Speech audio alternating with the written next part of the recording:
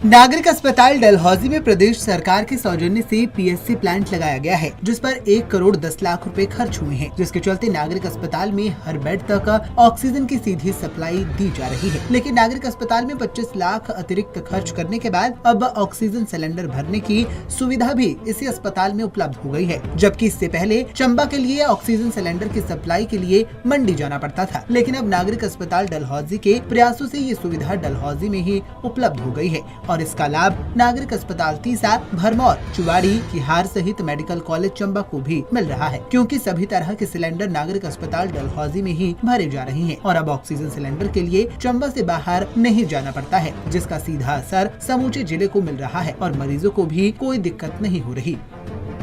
जी देखिए, हमारे पास civil hospital Dalhousie में एक 400 एलपीएम का पीएसए प्लांट है,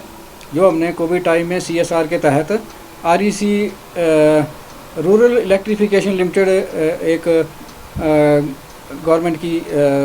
संस्था है, उससे हमने ये एडमिनिस्ट्रेशन के थ्रू डोनेट कराया था, जिसमें 1 करोड़ 10 लाख रुपए का खर्चा आया था सरकार का। और इसके लगने से जो पीएसए प्लांट के लगने से एक तो ऑक्सीजन की सप्लाई जो है डायरेक्टली हर बेड के साथ पहुंच रही है। एमजीपीएस सिस्टम है, मेडिकल गैस पाइपलाइन सिस्टम, जो कि चंबा में हमारे पास ही था सबसे पहले। तो एक तो ऑक्सीजन की सप्लाई जो है डायरेक्टली बेड पे जा रही है, और दूसरा हमने इसके साथ एक बूस्टर अटैचमेंट लगाई है, जिसका हमें करीब 25 लाख रुपए और कॉस्ट पड़ी थी।